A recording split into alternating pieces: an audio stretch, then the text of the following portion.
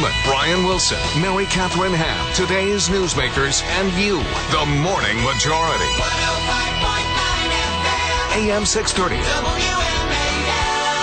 8:37 with the Morning Majority. Mary Catherine Ham, Brian Neiman with you this morning. Wilson has a couple of days off for Christmas holiday. Congressman Tom Price joins us now, Republican from Georgia and chairman of the Republican Policy Committee.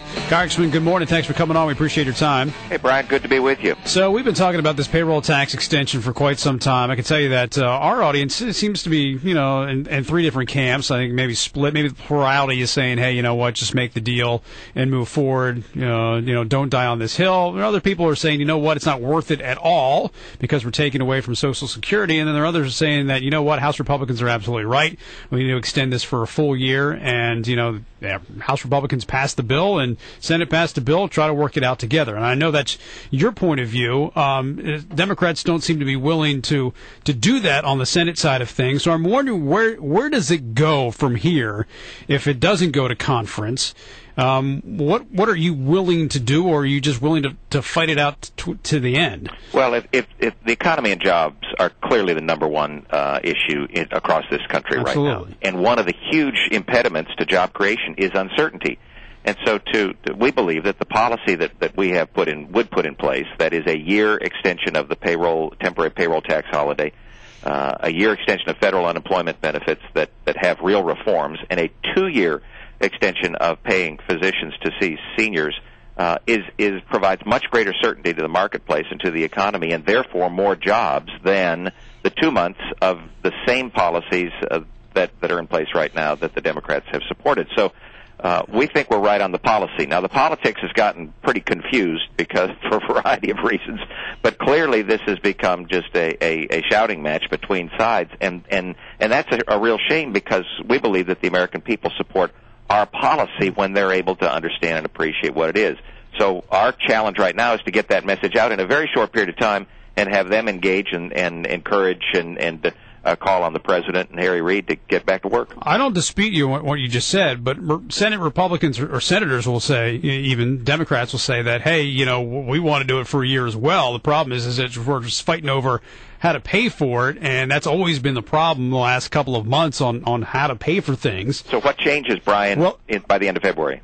Well, that's what they're saying. Hey, let's try and figure it out in the next 2 months, and if we can't do it now, let's do it in the next couple of months. Do you really think you can figure it out in the next 2 months on where all this money is going to come from to pay for it? Sure. I mean, there was general agreement in the deficit reduction talks and the Simpson-Bowles discussions and presentation. There was general agreement on some offsets, common offsets that both Republicans and Democrats supported. That's essentially what we included in our package. We included the kinds of things that the President has said he supports in terms of spending reductions in Washington.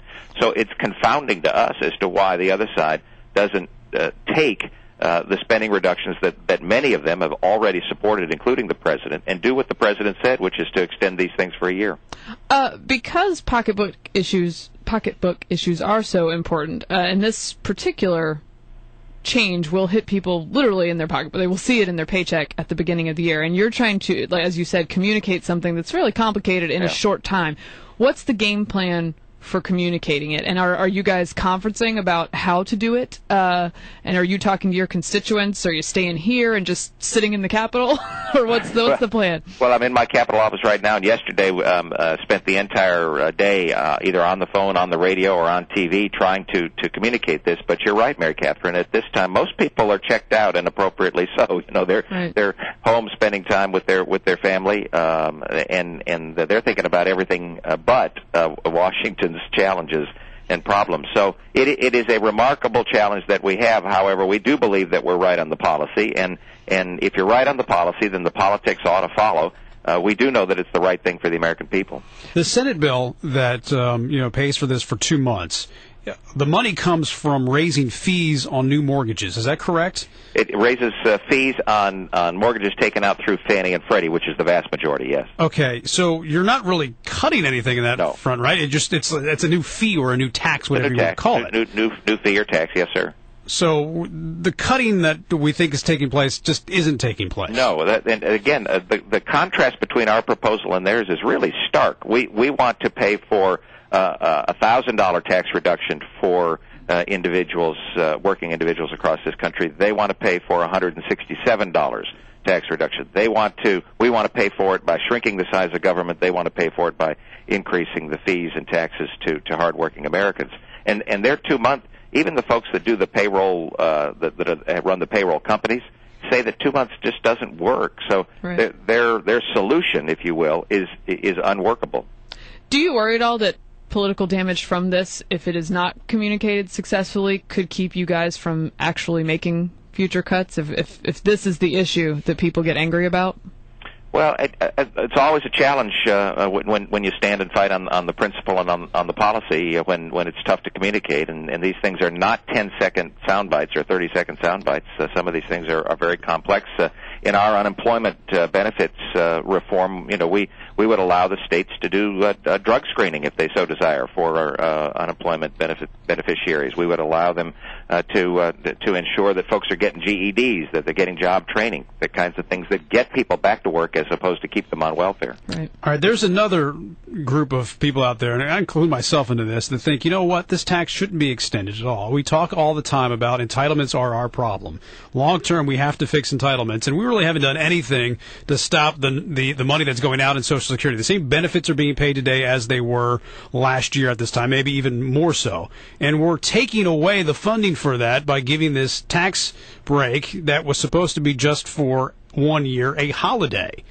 Is it really worth it? And there are many economists. We had Peter Morisi from the University of Maryland on this morning. Said, you know what, this doesn't have any impact on the economy whatsoever to extend this for another year. Is it worth it long time to take away from Social Security to extend a tax holiday for another year or for however long it will go on?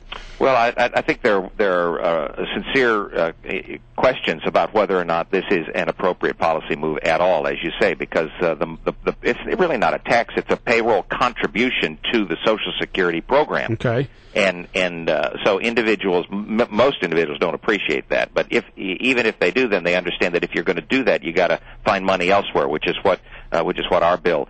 There's I think a very interesting proposal that says that if an individual would want to have a reduction in their payroll contribution, then they could elect to do that, but then potentially their beginning time for receiving Social Security benefits would be pushed off by the amount of time that their contribution would not extend their Social Security life. So there are some positive reforms that could come about if we could get folks to the table and begin talking about these things instead of being here by ourselves in Washington. We're here, and the Democrats aren't. All right, what's your best sense? Will taxes go up on January 1st or not? I don't think so. I'm an eternal optimist, and I hope that the President and Senator Reid come to their senses and recognize that there is common ground, that we can come together and solve this challenge, and then move on to larger reforms and larger spending reductions that absolutely must occur. All right, Congressman Price, it's great to have you on. Merry Christmas. Thanks very much. Merry Christmas on this